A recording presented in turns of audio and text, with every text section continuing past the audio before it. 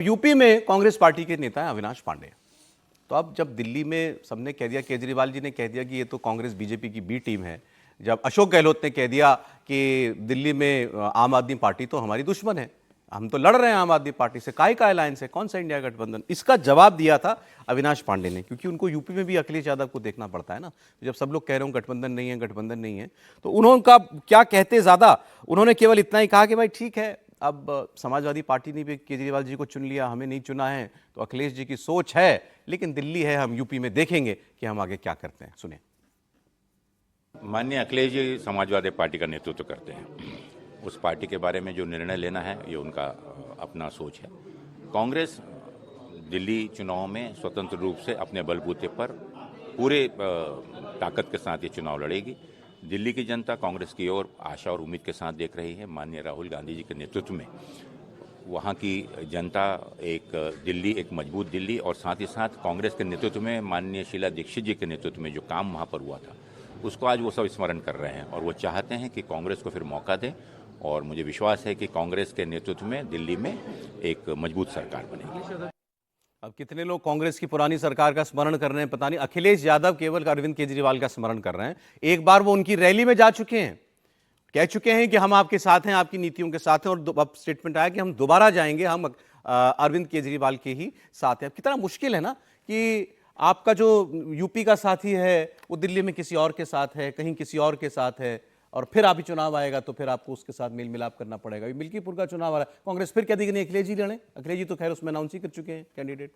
देखिए, अभी शुरू में संदीप दीक्षित जी का बयान हम लोगों ने सुना था ना।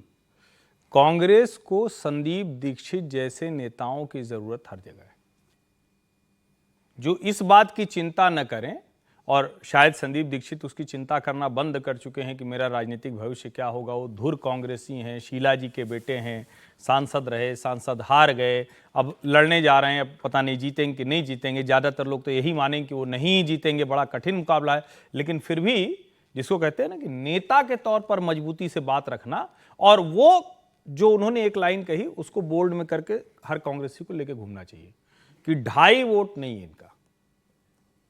उत्तर प्रदेश की बात अलग है। क्या समाजवादी पार्टी, अब अच्छा, हम लोग भी कई बार करते हैं, कुछ विश्लेषक भी आ जाते हैं तो बताते हैं कि देखिए समाजवादी पार्टी ने कह दिया अब इधर है तो ये पूर्वांचली वोट हो गया, ये इस जाति का वोट हो गया। नहीं होता है भैया।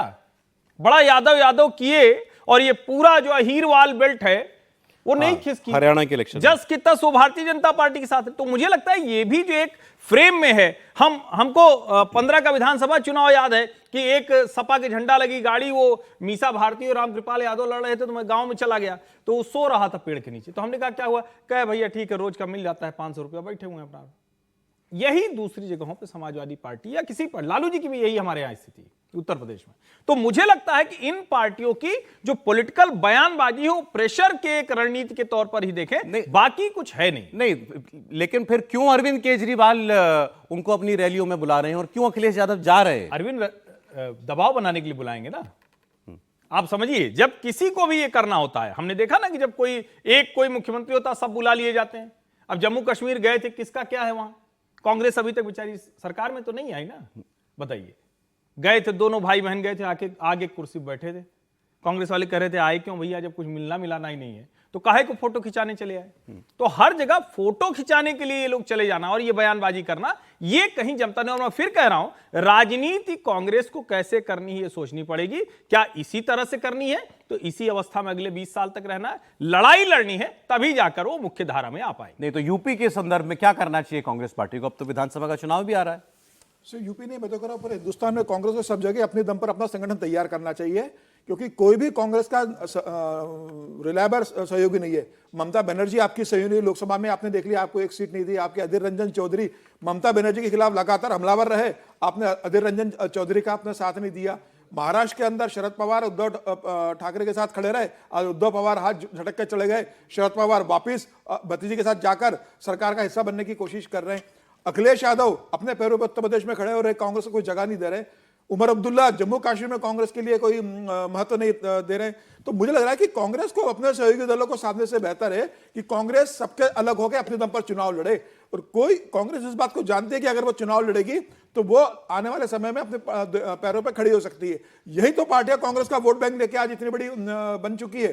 तो कांग्रेस को अपने दम पर लड़ना चाहिए। वो कितना भी समाजवादी पार्टी साहस दिखाए, यूपी में भी अकेले जाए, यूपी में दिखाए, वो बिहार में दिखाए, वो दूसरी जगह दिखाए, तभी कांग्रेस अपने पैरों पे खड़ी होगी। आप कब तक इनके सारे राजनीति करते रहोगे? 10-5 सीटें लेते रहोगे और खुश होते रहोगे? कांग्रेस का कार्यकर्ता वो कहेगा सब ना, इस उम्मीद में करती है कि भाई इससे बीजेपी को नुकसान होगा, बीजेपी हारेगी, बीजेपी नहीं आएगी। तो ये कब तक अखंड काल तक चलने वाला है? क्या कब तक चलेगा? राजनीति का कब तक करोगे इस डर से? बीजेपी तो हमेशा रहने वाली है। बीजेपी को एक चुनाव तक है क्या? कभी तो अपने पैरों पे खड़े होगे। एक चीज और जोड़ता हूं, आप कल्पना कर लीजिए कि अगर कांग्रेस और न जुड़े होते तो रायबरेली अमेठी तो लगभग यही स्थिति होती। बहुत होता तो भाई एक हार जाते, एक जीत जाते, किशोरीलाल जी हार जाते, जीत जाते। लेकिन समाजवादी पार्टी 5 यहीं पे होती, 5 यहीं पे होती, तय मानिए, इसमें कोई भ्रम नहीं है। 37 में 28 जो है वो आप कह रहे हैं कांग्रेस की वजह से है। कांग्रेस की वजह से नहीं है, उनको लाभ मिला 5 से 37 हो गए, इनको लाभ मिला 1 से 6 हो गए। तो वैसे कहेंगे दोनों 6 टाइम से ज्यादा हो गए। लेकिन अगर रणनीतिक तौर पर देखें तो अब अखिलेश बगल में बैठते हैं, कहते हैं हम तीसरे नंबर की सबसे बड़ी पार्टी, तो नुकसान किसका हुआ? कांग्रेस का हुआ।